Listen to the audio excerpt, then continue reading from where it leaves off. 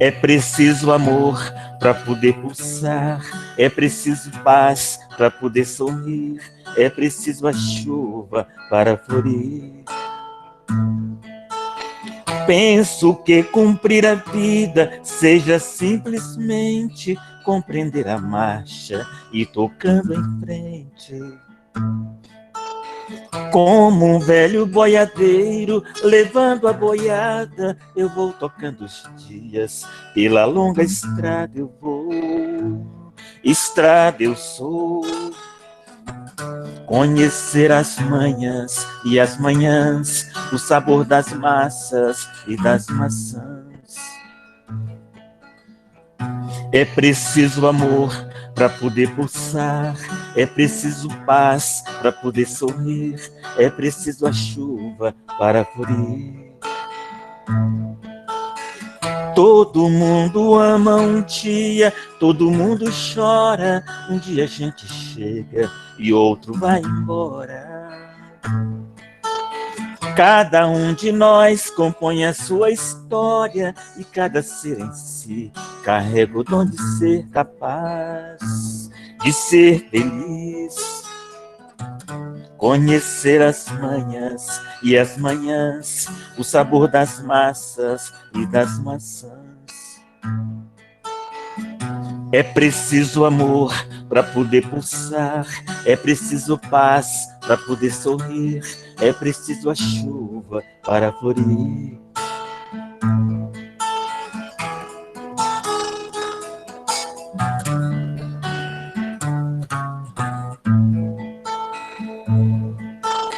Penso que cumprir a vida seja simplesmente compreender a marcha e tocando em frente. Como um velho boiadeiro levando a boiada, eu vou tocando os dias, pela longa estrada eu vou, estrada eu sou. Conhecer as manhãs e as manhãs, o sabor das massas e das maçãs. É preciso amor para poder pulsar, é preciso paz para poder sorrir, é preciso a chuva para florir. Todo mundo ama um dia, todo mundo chora, um dia a gente chega e outro vai embora. Cada um de nós compõe a sua história e cada ser em si carrega o dom de ser capaz de ser feliz.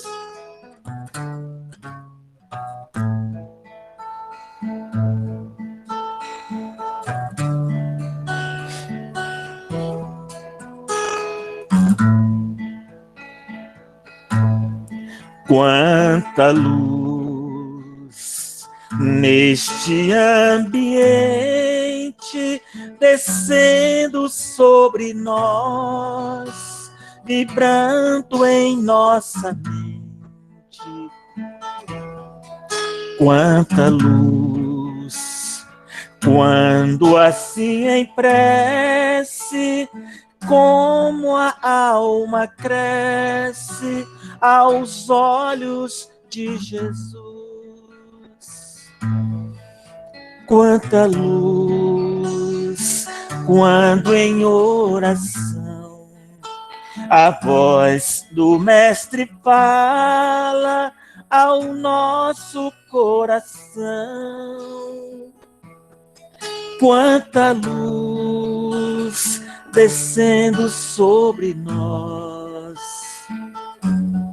Quanta luz, quanta luz.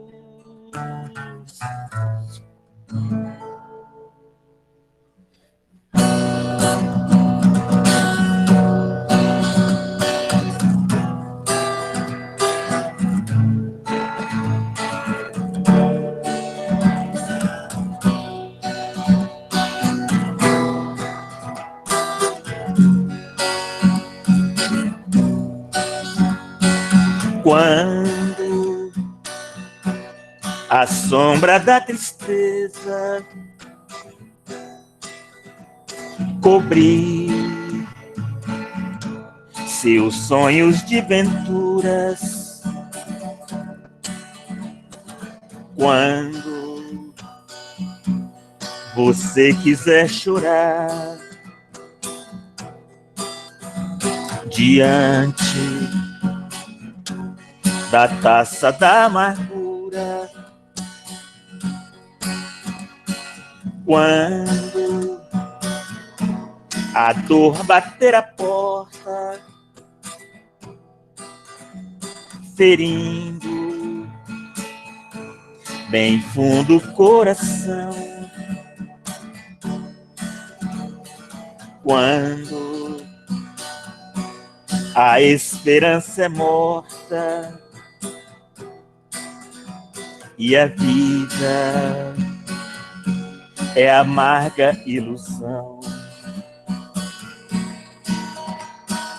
Olhe para trás, veja quanta dor, súplicas de paz, clamando amor.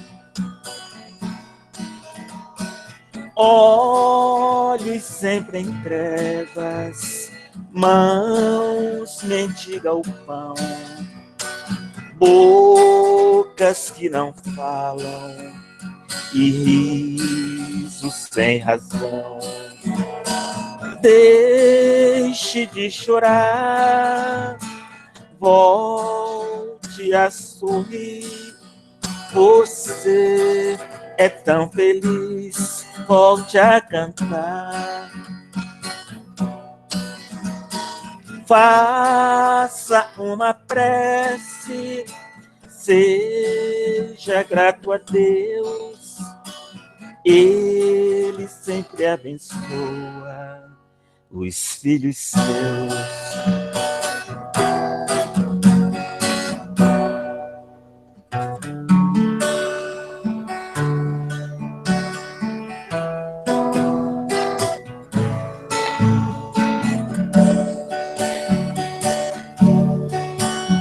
Um dia uma criança me parou, olhou nos meus olhos a sorrir, caneta e papel na sua mão, tarefa escolar para cumprir, e perguntou no meio de um sorriso que é preciso para ser feliz.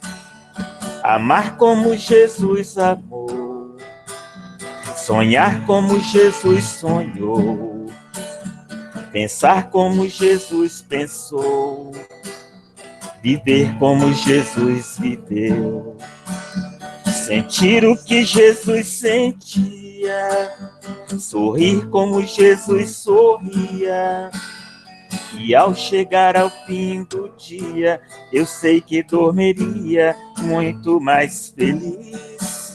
Sentir o que Jesus sentia, sorrir como Jesus sorria, e ao chegar ao fim do dia, eu sei que dormiria muito mais feliz. Ouvindo o que eu falei, ela me olhou e disse que era lindo o que eu falei. Pediu que eu repetisse, por favor, que não falasse tudo de uma vez. E ela deu-me um beijo demorado e ao meu lado foi dizendo assim: amar como Jesus amou, sonhar como Jesus sonhou, pensar como Jesus pensou, viver como Jesus viveu, sentir o que Jesus sentia, sorrir como Jesus sorria, e ao chegar ao fim do dia, eu sei que dormiria muito mais feliz. Sentir o que Jesus sentia, sorrir como Jesus sorria, e ao chegar ao fim do dia, eu sei que dormiria muito mais feliz. Depois que eu terminei de repetir, Seus olhos não saíam do papel. Toquei no seu rostinho e a sorrir. Pediu que ao transmitir fosse fiel.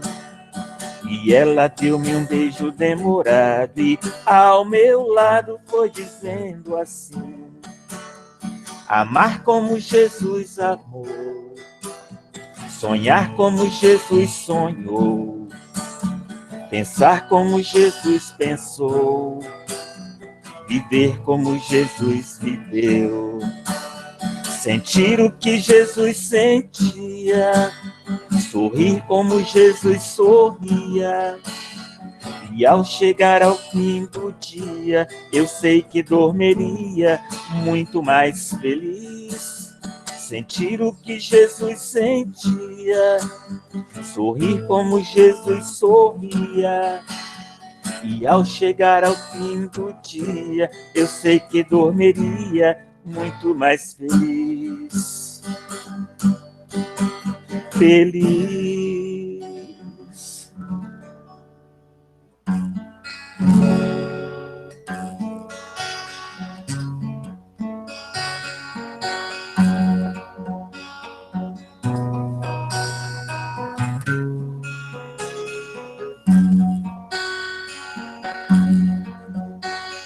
Caminhando tão sozinho, me perdi na escuridão.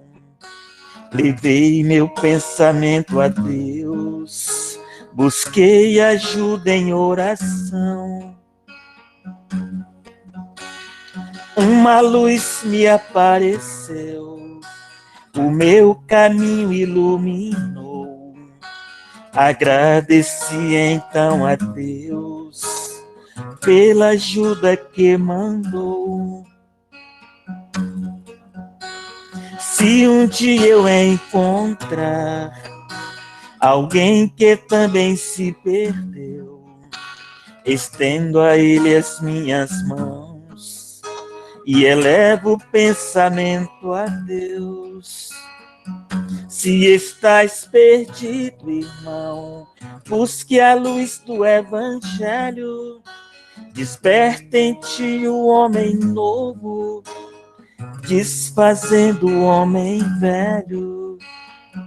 Se estás perdido, irmão, busque a luz do Evangelho.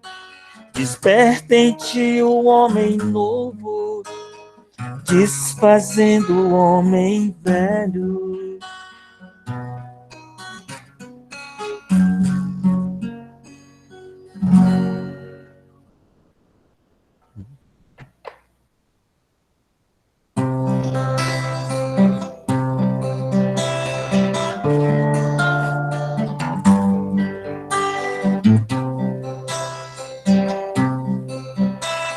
Oh,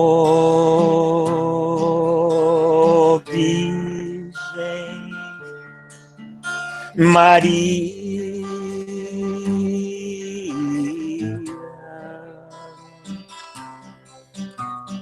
vem olhar por nós, filhos pecadores. Virgem abençoada, serva de Deus, és tu, ó Mãe querida, luz do amanhecer, fonte cristalina, força que nos faz viver.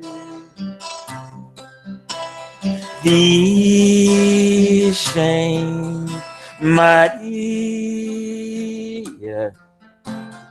Virgem Maria, Maria, nós te agradecemos, doce Mãe querida, luz de nossa vida, que o seu amor envolva os nossos corações. Amém. Amém.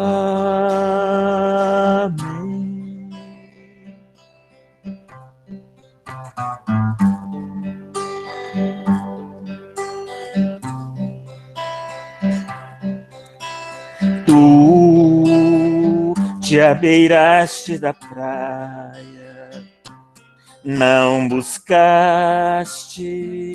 nem sábios nem ricos, somente queres que eu te siga.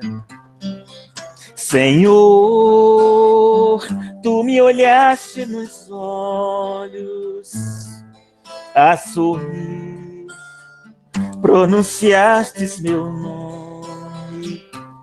Lá na praia eu larguei o meu barco, junto a ti buscarei outro mar.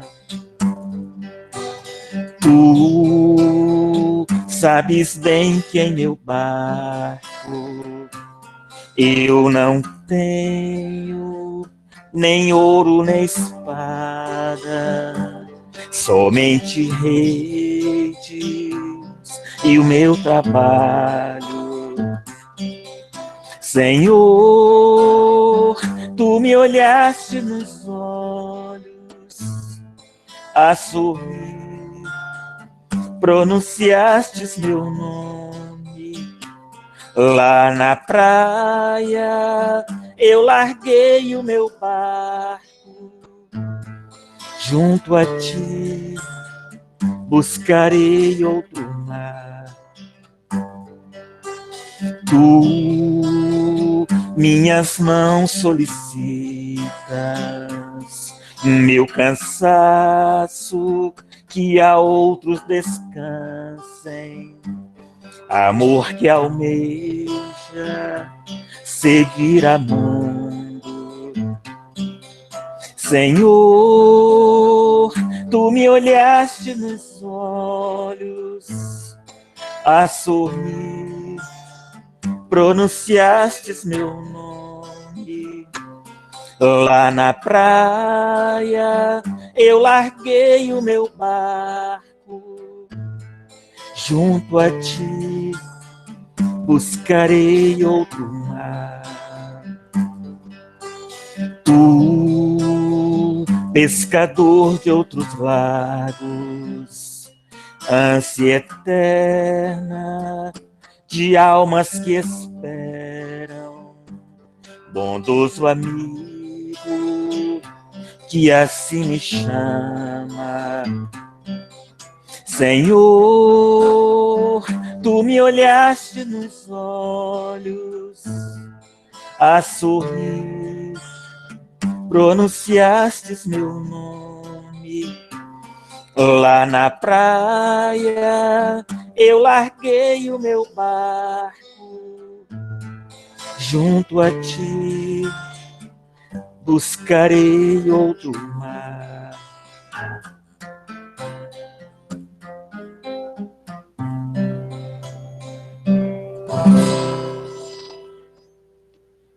Em cima da hora, disciplina, disciplina, disciplina. Deus abençoe, Toninho. Muito Gratidão. obrigado. Deus abençoe a todos. Bom demais te ouvir. Bom demais cantar para você. Gratidão, obrigado. Arlene, seja bem-vinda à nossa fraternidade.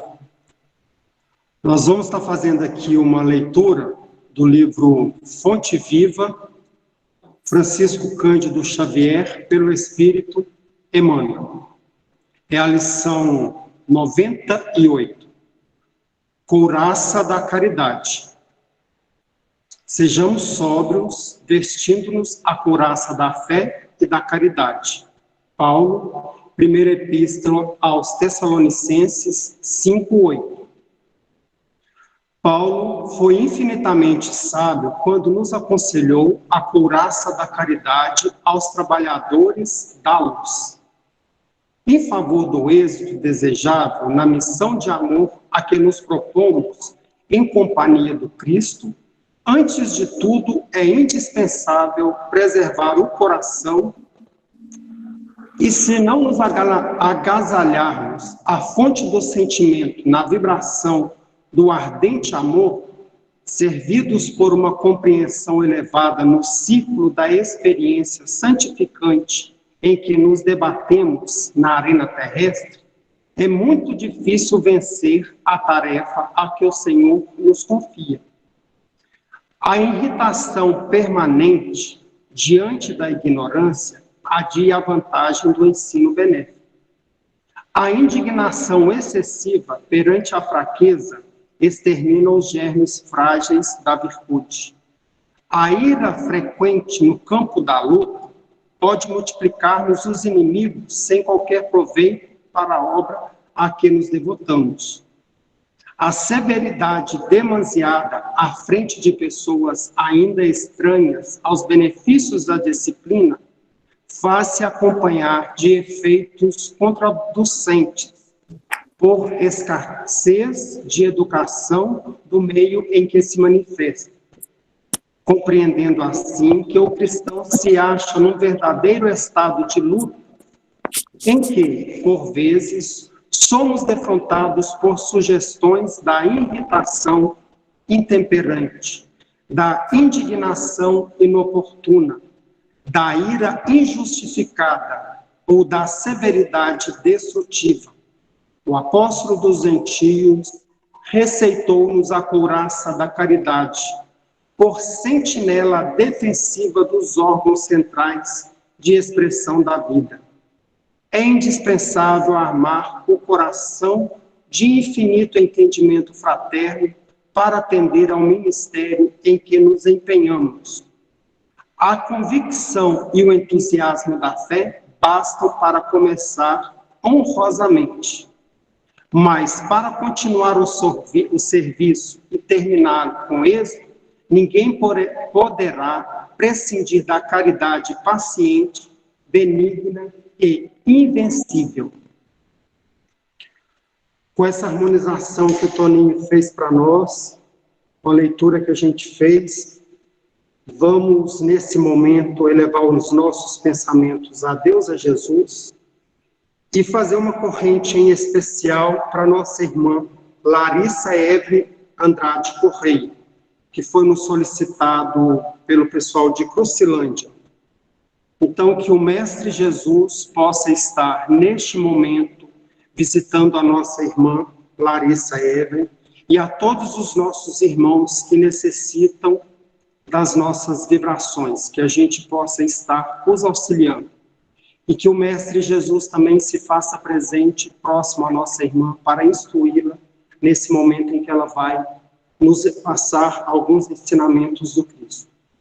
E que Jesus, a espiritualidade amiga, esteja nos nossos lares, nos visitando, abrindo os nossos corações para o entendimento do Evangelho, da doutrina de Jesus, para que a gente possa sair pessoas melhores do que adentramos, e que a gente consiga colocar em práticas os ensinamentos de Jesus. Então, nós te agradecemos, Senhor, por mais esse banquete que o Senhor nos oferece essa noite. Gratidão. Muito obrigado à espiritualidade que vem nos assistindo a todo momento. Que assim seja. Arlene, você tem 1 hora para estar conversando com a gente. Deus abençoe. Obrigada pela oportunidade. Vocês me escutam bem? Sim. Meu telefone deu um problema no último momento. Eu achei que eu não ia conseguir entrar. Mas, graças à espiritualidade, estamos aqui. Quando te faltar 10 minutos, me avisa, tá, Ademir, por favor? Então, gente, quando a Cida me fez o convite para fazer o estudo de hoje, Eu nem gosto, eu sempre falo que eu não gosto do termo palestrante, porque fica parecendo que é uma coisa muito superficial e assim, que é bem distante, né? Eu gosto mais do termo expositor, porque eu acho que nos aproxima um pouco mais uns dos outros, porque nada mais é do que uma exposição de um material, né, tão valoroso para nós, né, trazido pela espiritualidade. Então, a gente nada mais faz do que estudar juntos. E quando ela me fez o convite, eu estava com o livro Pão Nosso próximo, e ela falou comigo assim: você podia sugerir, por favor, uma lição, né, um estudo?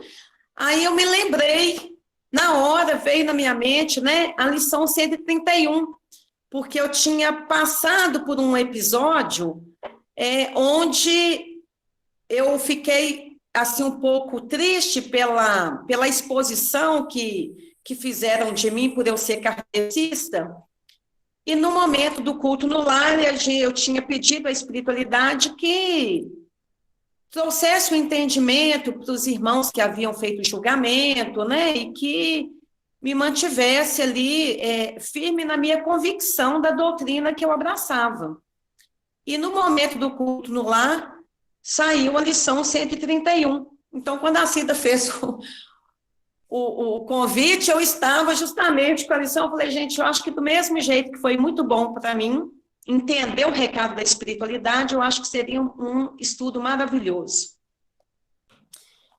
E a lição 131, que está, né, em Marcos, no capítulo 15, no versículo 32, o Cristo, o Rei de Israel, desça agora da cruz para que o vejamos e acreditemos. Foi justamente o momento do sofrimento do Cristo e da crucificação.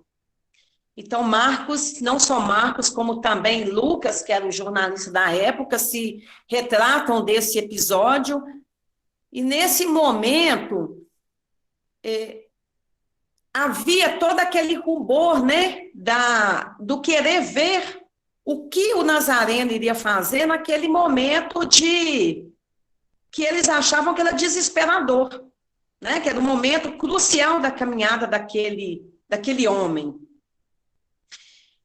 E, relembrando até a palestra da semana passada, um pouco, né, do que a gente falou sobre Judas, era a proposta de Judas, né? Quando a gente fala sobre Judas, a gente tem que lembrar que ali estava um espírito que tinha uma tarefa. Todos aqueles que estavam convidados a Cristo, que estavam chegando, não eram ao acaso, né? Tinham ali as suas tarefas determinadas. E embora Judas fosse um grande político, mas ele tinha um grande interesse pelo povo. Ele gostava dos olhares sobre ele, mas ele tinha um interesse pelo povo.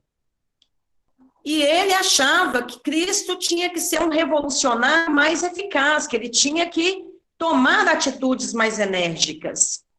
Então, ele move toda a questão que nós bem vimos, né, na semana passada, pela Fabíola, e as coisas não saem do jeito que ele havia pensado, porque ele também esperava que o Cristo descesse da cruz e assolasse todos de uma vez e mostrasse quem ele era. E ele realmente se mantém silencioso no sofrimento dele, e é esta leitura que nós vamos fazer agora do livro Pão Nosso. Que durante esse momento a gente se coloque tentando visualizar a cena daquele Cristo ali naquele momento, e de todo um povo em volta dele, de tantos soldados, de tantos políticos, e ele ali, aguentando suas dores, o seu sofrimento, e pedindo ao Pai que os perdoasse, nos perdoasse, porque muitos de nós, acredito, estivemos nesse momento lá,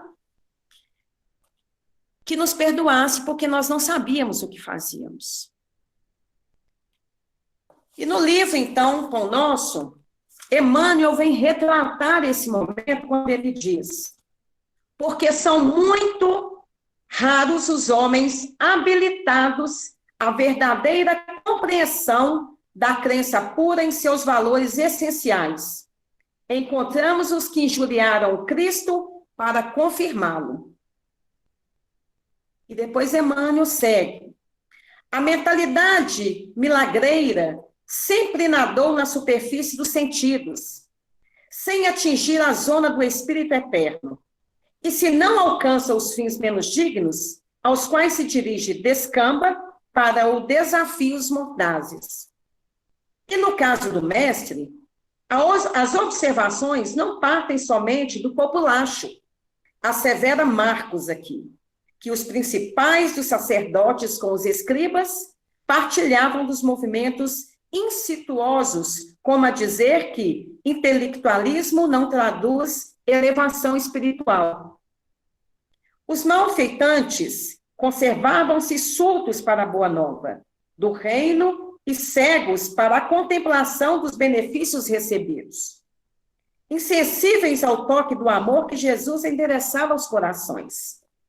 Pretendiam apenas um espetáculo, descesse o Cristo da cruz, num passe de mágica, e todos os problemas de crença inferior estariam resolvidos. O divino interpelado, contudo, não lhes deu outra resposta além do silêncio, dando-lhes a entender a magnitude de seu gesto inacessível ao próprio infantil dos inquiridores. Se és discípulos... Eu vou parar aqui um pouquinho, gente, porque é um final aqui que Emmanuel faz, mas vou voltar, porque as leituras de Emmanuel, às vezes, ela tem a gente tem um pouco da dificuldade da compreensão por causa das palavras que são antigas. Então, o que eu quero fazer aqui agora, a proposta desse estudo, é a gente pegar e particionar essa leitura. Então, antes de eu fazer o fechamento que Emmanuel traz, eu quero considerar uma coisa com vocês.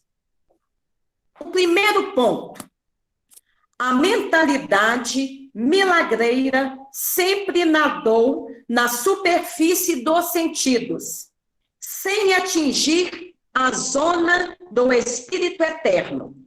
Se não alcança os fins menos dignos, aos quais se dirige, descamba para os desafios mordazes. O que Emmanuel fala aqui? Quando ele fala da mentalidade milagreira, ele já está trazendo para nós uma ancestralidade. Nossa, a mediunidade não é só do nosso tempo. A mediunidade é um fenômeno da paranormalidade muito existente há milhares e milhares de décadas, de bilhões de anos, muito antes da Terra existir. E esta condição que trazemos de esperarmos pelos milagres, ela também se situa nas condições dessa paranormalidade. Então, Emmanuel coloca aqui que essa mentalidade milagreira nós já estamos trazendo há muito tempo, porque ele fala, nós estamos atingindo a zona do espírito eterno.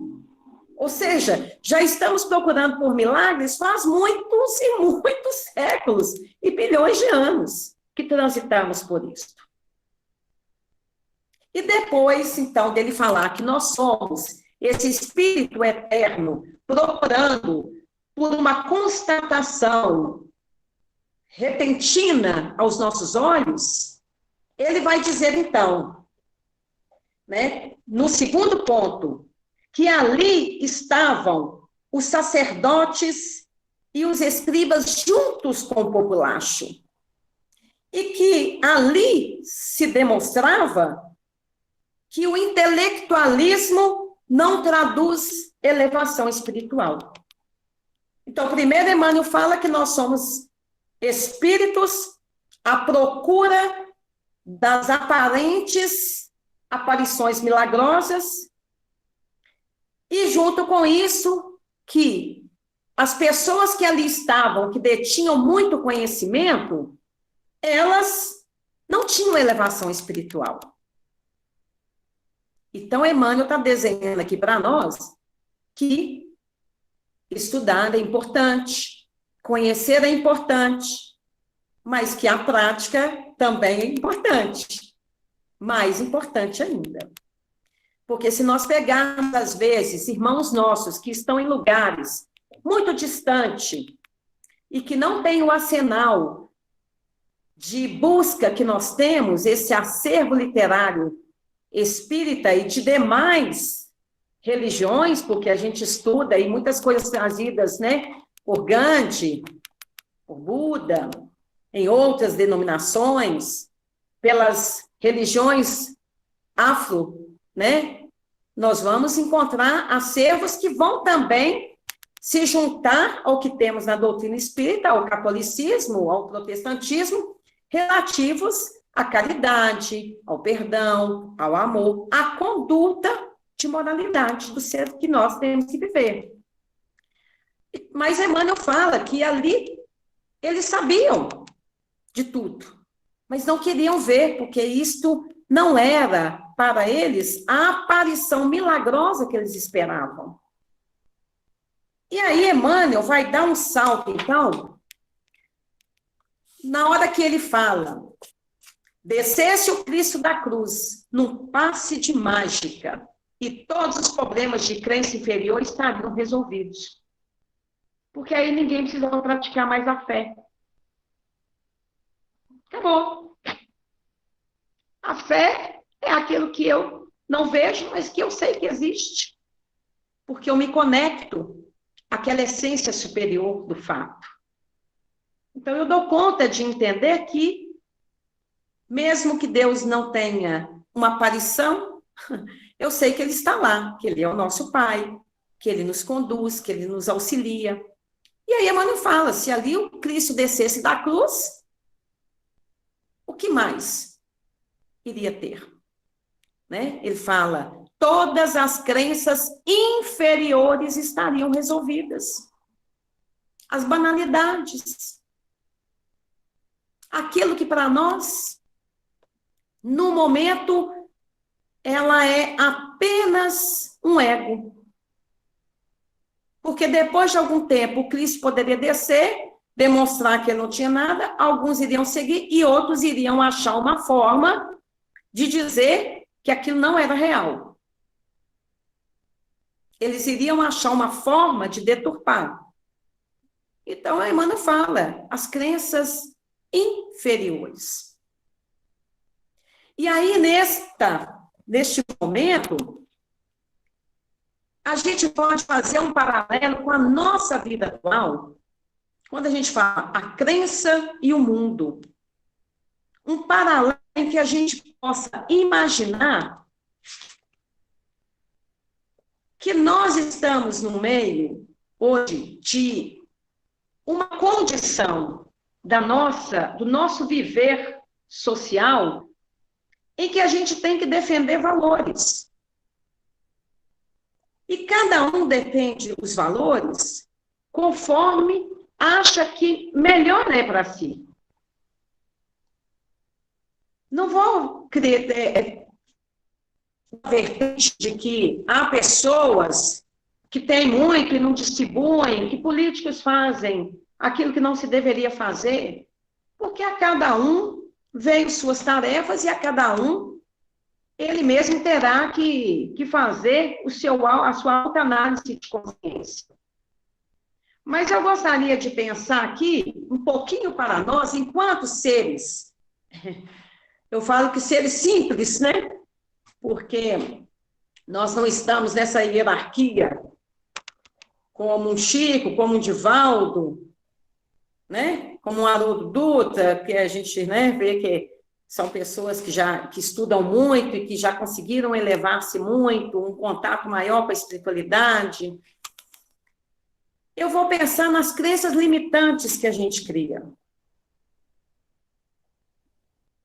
Nós somos uma doutrina que nós trabalhamos com uma fé raciocinada. E, de repente, nós saímos desta fé raciocinada e nós vamos transitando por caminhos muito perigosos, que são os caminhos dos julgamentos. Quando Emmanuel fala, né, sobre as crenças inferiores que nós trazemos dentro de nós, são aquelas crenças das quais a gente não para poder pensar a respeito. Aquelas crenças que nós criamos, nos conduzindo, aparentemente, por aquilo que a gente entende daquilo que a gente lê, daquilo que a gente estuda. Acho que por isso, tão importante, Kardec colocou, espíritas, instruir-vos e amai-vos, para que a gente pudesse compreender exatamente qual que é o caminho para que a gente, a Cida colocou aqui, intelectualidade não traduz exatamente. Quando eu falei aqui sobre o Chico, sobre o Divaldo, né, sobre o Haroldo, que fez esse trabalho maravilhoso do Velho Testamento e muitos outros trabalhos que ele vem fazer, eu não estou falando da posição intelectual, até porque o Chico ele não tinha muito estudo, né, nem da posição que o Haroldo foi só uma menção. Mas é justamente o que Emmanuel falou, a intelectualidade, ela não traduz a espiritualidade. É isso que nós estamos dizendo aqui, né?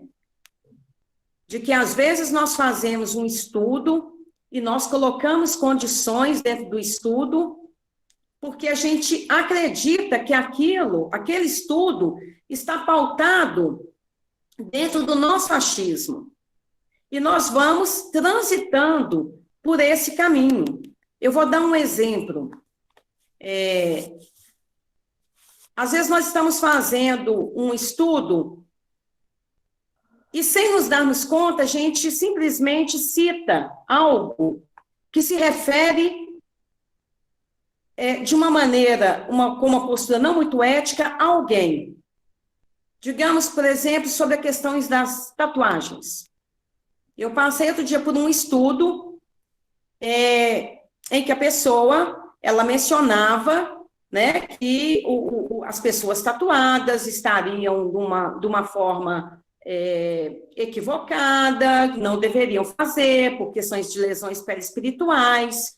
E aí a pessoa transitou num caminho muito complicado, porque ali, provavelmente, poderiam ter pessoas que são amantes da tatuagem.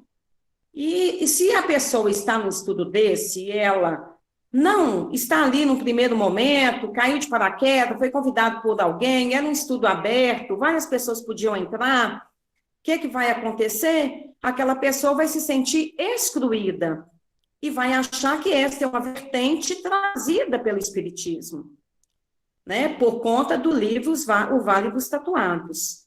E o livro, ele não faz esse tipo de acepção. Ele não quer dizer que as pessoas que fazem uma tatuagem vão se colocar dentro de um vale isolado. Quem lê o livro sabe que a vertente é trabalhada de maneira diferente a isso. Nós estamos falando de anomalias, de mudanças e alterações no corpo físico que justifiquem certas questões, mas de afinidade. O Vale dos Tatuados é como você ter um lugar onde ficam os artistas, que vão para lá por meio de afinidade. Então, quando a gente fala desta inferioridade que nós carregamos na nossa alma, nós estamos falando das nossas crenças limitantes dentro de nós. E, às vezes, quando nós vamos ler uma literatura espírita, nós trazemos para fora as crenças limitantes que nós temos. E nós, então, fazemos toda uma explanação ou dizemos coisas das quais aquilo ali pode se tornar extremamente ofendido a outras pessoas. Então, este é um ponto que eu acho que é bem importante a gente entender, que dentro da crença e do mundo há um paralelo que é muito tênue de consideração para com o outro, muito tênue para a gente caminhar no sentido da crítica, do julgamento, porque era essa crítica e esse julgamento que o Cristo estava passando na cruz naquele momento. de que ele não era quem ele era, de que o que ele falava não era importante, de que ele era um homem que se sentava junto com as prostitutas e os ladrões. Essa era a visão que eles falavam do Cristo. Tu não és o Filho de Deus? Desce da cruz. E aí a gente começa a imaginar que, às vezes, nós passamos também por esta questão do julgamento com os nossos irmãos e os crucificamos. Então, eu gosto muito dessa lição de Emmanuel, porque ele vai nos fazer pensar nestas questões de que nós estamos fazendo o julgamento no outro, porque, na verdade, tudo aquilo está dentro de nós. Somos nós que não conseguimos trabalhar muitas questões conosco. E daí nós vamos julgar as pessoas. E aí Emmanuel vem dizendo o quarto ponto. O divino interpelado, né, sendo perguntado a Jesus, contudo, não lhes deu outra resposta além do silêncio, dando-lhes a entender a magnitude do seu gesto inacessível ao próprio infantil dos inquiridores. E aí Emmanuel fala, eram todos muito crianças. Muito crianças. Não tinham realmente menor noção. E aqui estamos nós ainda crianças, infantis, caminhando lado a lado, né? Com outros irmãos que também passam pela condição de ter que aprender, de ter que caminhar progredindo, de ter, como diz Aida, engatinhar, porque é isso que nós estamos fazendo. Alguns um pouquinho mais à frente do que nós, né? Um pouquinho mais à frente. E aí o fechamento de Emmanuel, né? Quando ele fala, né? Esse silêncio do Cristo, era justamente porque ele não ia debater algo que ele já sabia como era. Ele já sabia o que estava ocorrendo. Ele já sabia que isso iria acontecer. Porque isso já havia acontecido em outros mundos. Né? Nós sabemos que Jesus, que o Cristo, nosso Cristo, não é o único Cristo. Quem leu Os Exilados de Capela conseguiu compreender, né? Jesus é o nosso Cristo. Mas ele já sabia que essa dificuldade que a humanidade tem, né, é devido à sua forma ainda infantilizada. Mas que nem por isto precisa ser reparada. Somos, né, crianças engatinhando, mas com já um grau maior da necessidade de sermos mais responsáveis, né, por aquilo que estamos aqui para fazer. E aí eu não vou ler, por enquanto, o fechamento de Emmanuel, não. Eu quero relembrar com vocês, porque eu sei que aqui nós temos muitas pessoas que são espíritas, então provavelmente conhece a história de Joana de Cusa, né? Joana de Cusa é retratada no livro Boa Nova, lá no capítulo 15. No capítulo 15, então, nós vamos ter a história, né, que Humberto de Campos traz sobre Joana de Cusa. Então, Joana de Cusa, ela era a esposa de Cusa, que era um político, um intendente, né, de Herodes. Ela, uma patrícia, que estava acostumada a ser politeísta, acostumada às festas, acostumada ao luxo, e ela, então, tem um marido, que esse marido era um homem da noite, um homem das mulheres, um homem da farra, E numa discussão, Joana de Cusa, né, depois de discutir com esse marido, ela resolve sair para fazer uma caminhada com a sua ama.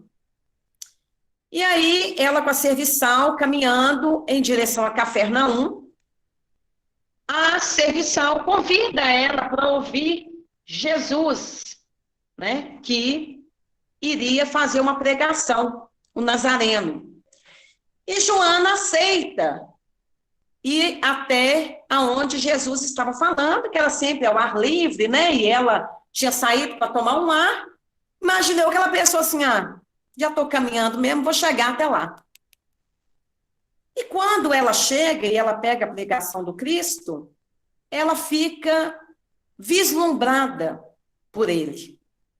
E a partir daquele momento, Joana começa a acompanhar o Cristo em todas as pregações.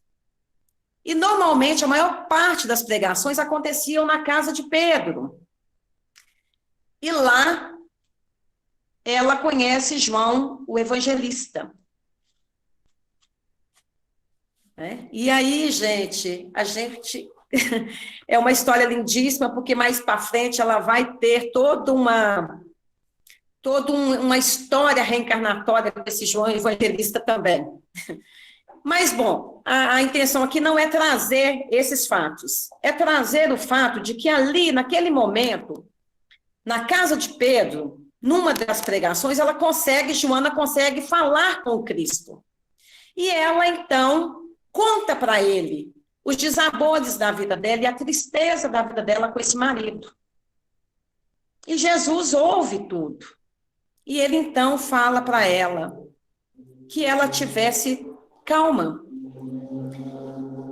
Que num outro momento de vida dela, em Roma, ela havia desvirtuado este marido, assumindo com ele um compromisso. E ele, então, termina a conversa com ela, dizendo para ela, filha, vá e ser fiel. A partir daquele momento, Joana decide chegar em casa e cuidar, porque Jesus fala para ele, cuida desse marido como um filho. E Joana, então, faz aquilo que o mestre havia aconselhado. De Cusa continuou na boemia dele, até que ele desencarna, e então Joana vai ter um novo momento. E aí, esse novo momento, ela perde tudo. Da Patrícia, que tinha tudo, ela vai à miséria. Ela, então, vai trabalhar como serviçal. E aonde que ela vai viver? Na casa do caminho que Pedro, junto com os outros apóstolos, estava mantendo para o auxílio da caridade. E lá Joana trabalha, e lá Joana fica com o filho. Lá, Joana conhece Paulo também, nos últimos momentos dela, né, próximo dela ser queimada, e Joana, então, tem a oportunidade de viver o evangelho conforme o Cristo tinha instruído aos apóstolos, trabalhando na caridade, trabalhando no amor, sem questionar. E no momento em que Joana é pega, né, dentro também do processo que já estava de perseguição ao cristianismo, Joana, então, é levada para o circo. E esse circo, nós sabemos que ele acontecia, né, com vários. Sabemos que Lívia também, né, que era a esposa de Purulentos, havia morrido também nesse circo, e como muitos outros cristãos. E no momento, então, que Joana está dentro do circo, né, colocada no lugar onde ia ser acendida a fogueira, colocaram sem roupas o filho. Naquele momento, o filho, então, implora à mãe que renuncie a Jesus. Minha mãe, renuncia a esse Cristo, e nós seremos salvos. E aí, no momento de segundos, Joana reviveu tudo o que ela havia tido na vida. Tudo. Todas as festas, está lá no Boa Nova. Todas as festas, todos os vestidos, tudo que ela tinha tido de bom, ela reviveu naquela mente dela. Então, ela sai daquele pensamento, olha para o filho e fala com o filho, cala-te. O Cristo sofreu muito mais. E ela, então, pensa na dor de Maria em ver o Cristo sendo crucificado. E ela entende que ali a dor dela não poderia ser maior de ver o filho naquela condição. E naquele momento, os soldados falam com ela, este é o Cristo que te ensinou a morrer? Aí ela fala, não. Este é o Cristo que me ensinou a morrer e a te amar. E então Joana é queimada, mas no momento que acende a fogueira, o Cristo vem, segura nas mãos dela e diz, Joana, eis-me aqui. E aí eu não preciso dizer que Joana não sentiu dor e nem o filho. Então, o paralelo desta história é para que a gente entenda que quando a gente defende a nossa crença, nós precisamos entender que nós estamos defendendo Cristo em nós. Mas que nós não precisamos brigar com o mundo. Aquilo que Joana diz ali para o soldado, ele me ensinou a morrer e a te amar, vai se traduzir para nós também de que nós não precisamos morrer hoje para provar nada. Quando nós não lutamos por nós, nós estamos numa morte desnecessária. Se nós formos pessoas com capacidade de cuidar de nós, de mantermos uma alegria, uma satisfação, de buscarmos coisas que nos tornem bem, e dentro disto nós vivermos o Evangelho com o amor ao outro, nós vamos estar traçando um caminho maravilhoso. Cada um de nós traz em si as próprias dores, os próprios martírios internos, que nada mais são do que as nossas consciências perispirituais, dos momentos vividos, em que nós não conseguimos fazer uma escolha por nós e nem pelo outro. Alguns de nós tiramos a própria vida, alguns de nós tiramos a vida do outro, alguns de nós tivemos a oportunidade de vivermos o Evangelho num momento que não quisemos. Qual é esse Evangelho? Ser espírita? Não. Ser do Cristo, seja em que vertente for.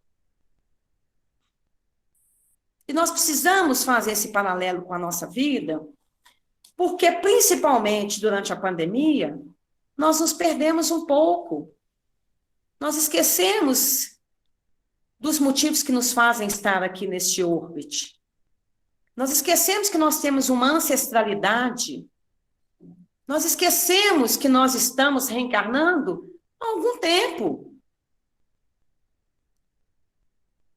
Nós esquecemos que nós podemos confiar na espiritualidade. Nós esquecemos disso por algum tempo. É claro que nos cabe toda a ética, né? Colocado por médicos, colocado por infectologistas, colocado pela espiritualidade. Mas o pânico é só para aqueles que não conhecem uma vida espiritual. Então, hoje, essa lição, ela vai traduzir muito mais para nós do que a gente imagina, porque cabe aqui uma reflexão do que nós fazemos conosco em relação às nossas crenças limitantes. Ser espírita ou ser religioso, católico, protestante, budista, né? Região africana, seja como for, nós não podemos nos limitar para ser felizes também. Podemos cuidar muito de nós. Podemos ser bonitos, elegantes, alegres. Porque tudo isto cabe dentro de uma doutrina. Em nenhum momento nos é pedido que a gente renuncie a tudo, mas que a gente compartilhe tudo. E aí vem uma freira dentro de um mosteiro, que numa guerra, os soldados iriam invadir esse mosteiro. Esta freira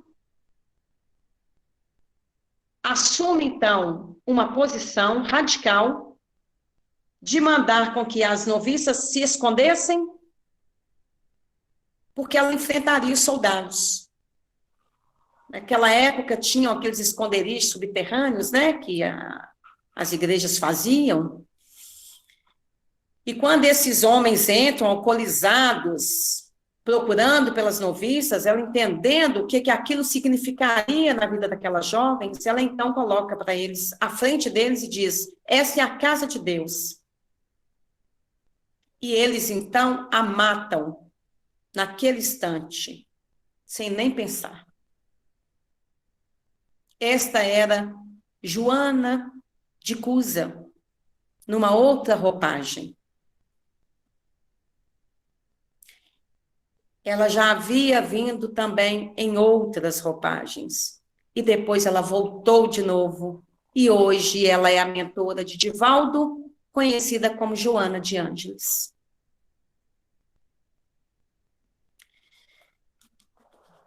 É claro que se a gente pegar a história, a gente entender, a gente vai ver aí que na própria fala do Cristo, num outro momento, Joana de Cusa não era um anjo. Ela não era um anjo. Ela não tinha lá desvirtuado o próprio marido. Não estava ali, naquele momento, de fazer ali o seu resgate. Agora, Joana de Ângeles é a nossa mentora de evangelização do Brasil. Ela trabalhava nesse posto junto com Emmanuel, e quando Emmanuel reencarna, ela assume essa tarefa. E o interessante é que a cada domingo, Joana vai ao plano superior, ela ascende. Para quê? Para revigorar-se. Para revigorar-se. Então, todos nós precisamos nos revigorar sempre. E é tudo que nos traz felicidade que deve ser vivido com responsabilidade. Nós estamos no mundo. Há coisas aqui a serem vividas que são boas. Não precisamos correr. Não precisamos sentir medo. Não precisamos ficar isolados. Porque nós temos essa oportunidade maravilhosa de estar num mundo lindo. Mas nós precisamos ser responsáveis. Nós precisamos cuidar de nós mesmos. E ajudar o outro a cuidar dele também. Eu só posso conseguir cuidar de alguém se eu cuidar de mim. Porque eu só posso dar o que eu tenho. Eu não posso dar o que não tenho. Então, para vocês verem que até um espírito que está mais elevado do que nós, porque Joana não é um espírito puro, ela é um espírito mais elevado do que nós, mas até ela tem que ascender a um plano superior para se reequilibrar. Então, nós também, através do estudo, da água fluidificada, do passe, e de tantas outras coisas que existem no nosso mundo que nos auxiliam. Recentemente eu fiz um curso de terapia floral, curso do qual eu não tenho intenção de ganhar dinheiro. Eu atendo filantropicamente porque eu entendi que por mais que acolhesse as pessoas, às vezes elas precisavam de algo a mais para ajudar. E os florais nada mais são do que uma proposta de cura do emocional através das flores. Ele vai fazer um trabalho sozinho? Não, não vai. Mas ele vai te dar um caminho, né? Quando feito uma fórmula por um bom terapeuta, essa fórmula vale ouro. Flores, são flores, gente, tratando um emocional. E depois eu fiz um outro curso sobre a terapia por meio da energia das plantas. E aí nós temos, hoje, fotos tiradas do campo energético das plantas. Então, a gente vai vendo o caminho que nós temos. Nós não estamos desamparados. E o que isso tem a ver com essa lição, a crença e o mundo? É que, às vezes, nós temos uma crença tão limitante, que nós esquecemos que estamos completamente amparados. Estamos completamente nas mãos de Deus, mas completamente amparados. Não precisamos nos limitar. Se estamos querendo falar, se estamos querendo dizer das nossas dores, vamos sim a um atendimento fraterno, vamos sim procurar nossa ajuda, vamos falar, vamos expor, porque isto pode ser tratado por uma espiritualidade que comanda esta terra. Joana viveu no tempo da programação dela e em todos os outros tempos, conforme as atribuições para ela. Nós estamos aqui vivendo no nosso tempo com as nossas atribuições. Não é nem mais e nem menos. Tarefa dada tem que ser cumprida. Não tem quem faz melhor ou pior. Tem quem faz. Né? Tem quem faz, porque o acerto de quem faz bem ou mal não é para uns com os outros aqui. Não é os nossos julgamentos que vão dizer das outras pessoas, né? É a própria consciência de cada um. E aí, no final aqui, Emmanuel diz o seguinte: se és discípulo sincero do Evangelho, não te esqueças de que ainda hoje a situação não é muito diversa no pedido dos milagres e de querermos ver as coisas acontecendo. Ô, gente, estou cansada de ser perguntada pelas pessoas sobre a questão mediúnica. Todos que trabalham comigo em BH, várias pessoas que me conhecem fora de BH, sabem que eu tenho um preto velho. Eu tenho não, né, gente? Eu trabalho, eu não tenho nada. Mas que eu trabalho com o pai Joaquim de Aruanda. Desde que eu desenvolvi a mediunidade no kardecismo. Mas, às vezes, as pessoas querem o quê? Um atendimento particular. Porque elas querem uma receita pronta. Elas querem o caminho pronto. E aí eu vou explicar para elas que a espiritualidade está aqui para todos. Não é para o individualismo. É para todos. Porque muitas são as pessoas que vão aos centros espíritas umbandistas, porque lá se conversa com as entidades umbandistas. Mas eles também não vão dar nada. Porque eles sabem que tudo depende do nosso tempo, do nosso merecimento. E é isso que Emmanuel está dizendo aqui. Hoje a nossa condição não é diferente daquela da época de Jesus. Trabalha ponderadamente no serviço da fé. Para de ficar querendo receita pronta, milagre. Vamos trabalhar. Eu estou com dor. Eu estou sentindo dor em mim. Vou trabalhar a minha dor. Não vou trabalhar a dor do outro por enquanto, vou trabalhar a minha. Vou procurar minha ajuda. Vou me cuidar, vou ficar bem. E depois eu vou trabalhar a dor do outro. Porque duas coisas juntas não dá certo. Une-te ao Senhor. Dá quanto puderes, em nome dele. Dá quanto puderes. Não precisa da gente querer trabalhar num monte de tarefa, não. Se a gente puder contribuir, a casa tiver necessidade, ótimo. Mas se não tiver necessidade, não precisamos de assumir tantas tarefas. Vamos assumir um pouquinho de cada vez, mas vamos fazer pelo menos uma. Né? Porque manda muito claro, dá quanto puderes. E aí é a nossa consciência que vai saber qual é o tanto que eu posso. E prossegue servindo na extensão do bem, convicto de que o vasto mundo inferior apenas te pedirá distrações e sinais. Então, o conselho de Emmanuel é a nossa parte na encarnação. É a nossa parte. Fazer a nossa caminhada.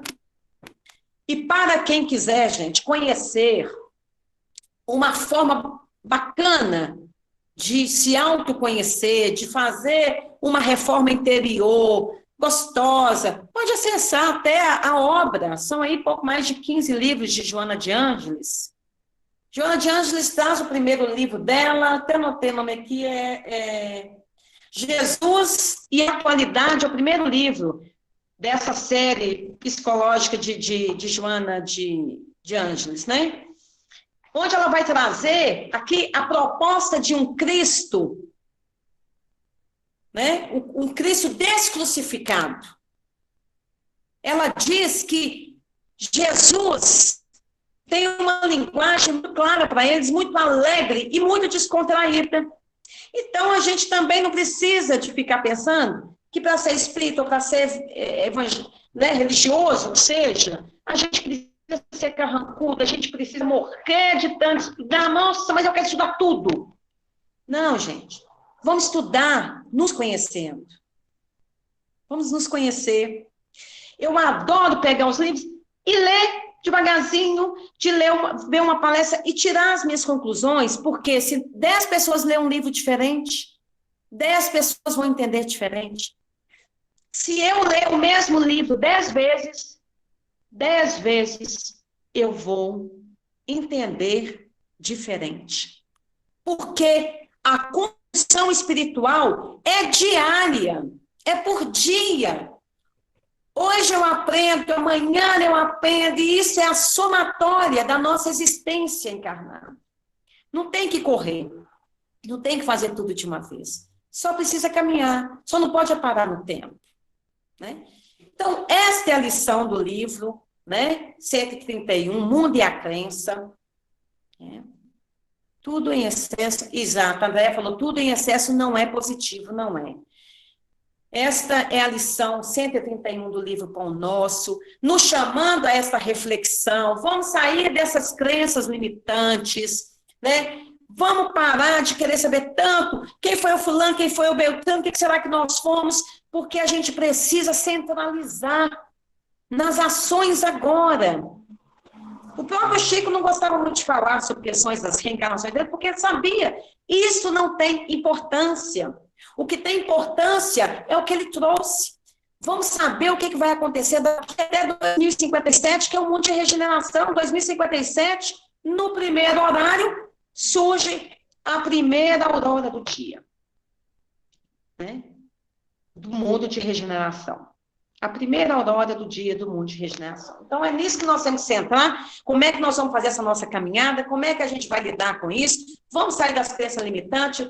Vamos fazer com que tudo siga um caminho que nos ajude a ajudar o outro. Se eu fico bem, fica bem Ademir, fica bem Gislaine, fica bem Aida, fica bem Cida, porque a gente vai somatizando, nós vamos aprendendo uns com os outros. Agora, a crença limitante, parar no tempo, julgar o outro, não abrir a condição para saber que cada um de nós temos um tempo, isso é nos limitar e isso dá errado no final das contas.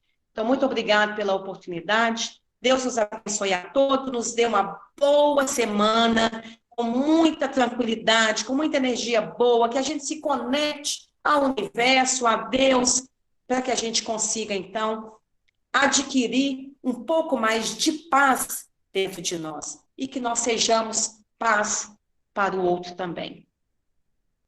Muita gratidão pelo estudo de hoje. A prece, Ademir.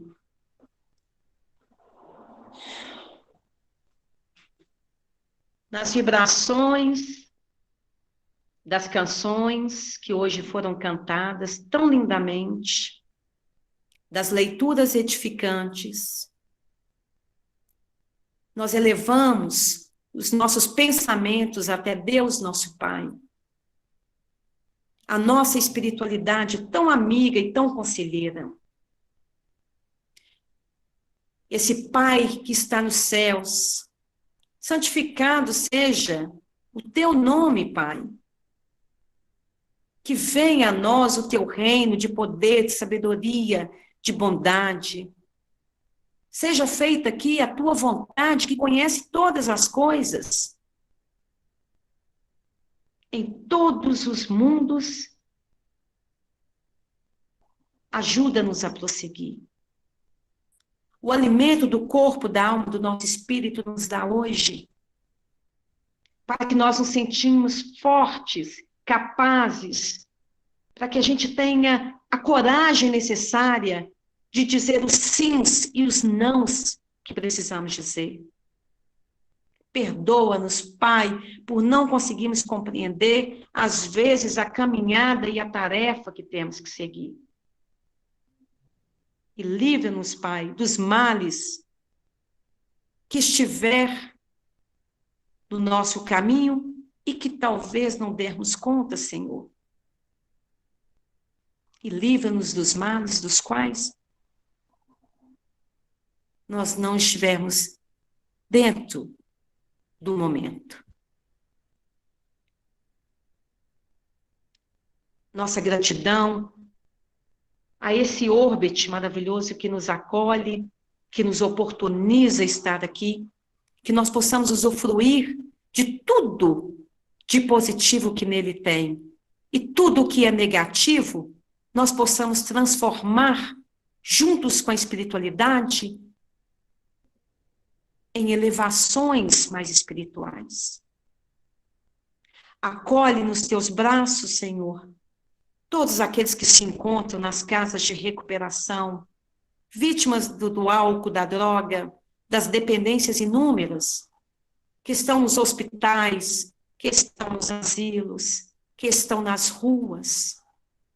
Assim como tu, Pai, segura nas mãos daquele que conhece bem a doutrina consoladora, segura também nas mãos daquele que ainda permanece inconsciente das suas encarnações.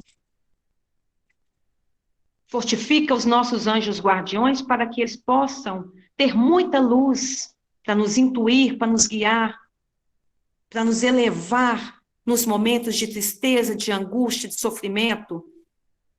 E nos ajude, Senhor, a termos a luz que esses anjos têm, nos inspirando, nos guiando. Fortalece todos nós, Senhor, que aqui estamos encarnados. Fortalece todos aqueles que já passaram deste mundo, para que possam entender o processo, se recolocarem novamente na caminhada e serem dignos de novas oportunidades. Fortalece todo o nosso orbite na política, na medicina. E desta forma pedimos que as nossas águas sobre a mesa possam ser fluidificadas para que possam vir nos nutrir com os remédios dos céus e que nós possamos ser crédulos para entender que tudo está no controle divino. Que este Cristo descrucificado esteja nas nossas vidas, nos nossos corações, nos nossos lares e em tudo o que nós vivemos nesta terra. Gratidão, Senhor, hoje e sempre, por tudo. Que assim seja, graças a Deus.